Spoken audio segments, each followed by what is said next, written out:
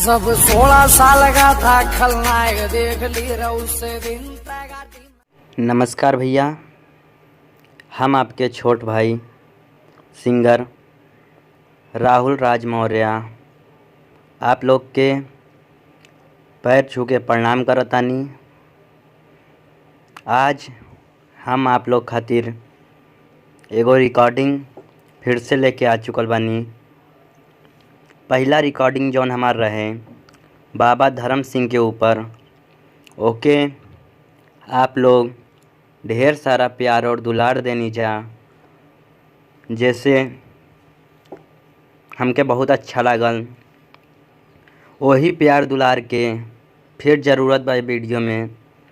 आप लोग से हाथ जोड़ के एगो विनती बा कि जौन बाबा धर्म सिंह के ऊपर हमार वीडियो रहे ओपे जौन हम अपन नंबर डालले रही, मोबाइल नंबर, उससे आप लोग हमके बहुते फ़ोन कैनी जा, अपन प्यार दुलार दिखैनी जा। लेकिन वो बाबा धर्म सिंह वाला मैटर बहुत दिन पहले ख़त्म हो चुकल बा। ऐसे आप लोग से विनती बा कि हमके अब फ़ोन ज़्यादा ना करी जा। जैसे हम पढ़ाई करेनी, थोड़ा डिस्टर्ब होला, पढ़ाई के साथ रिकॉर्डिंग शूटिंग सब चलेला हमार। और ये हमार जो चैनल बा राहुल ठाकुर ऑफिशियल, एके ढेर सारा प्यार दी जा, दुलार दी जा, चैनल के सब्सक्राइब करी जा और सारा वीडियो देखी जा। ए पे बढ़िया बढ़िया वीडियो आवत रहेला। ऐसे बढ़िया बढ़िया दुलार देनी जा, आप लोग प्यार देनी जा, जैसे हम बहुत खुश बानी। ज़िंदगी भर आप लोग के आभारी रहब हम। भैया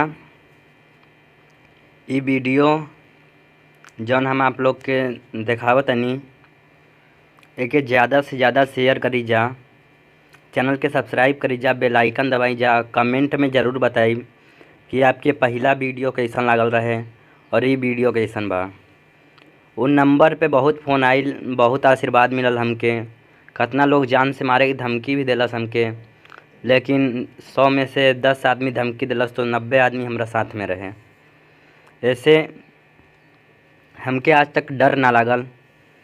धमकी तो बहुत आइल, आप लोग के प्यार और दुलार हमके बचा लेलस, आशीर्वाद बचा लेलस हम लोग के। खेसारी भाई के बहुत बड़ा आशीर्वाद बा हमरा ऊपर।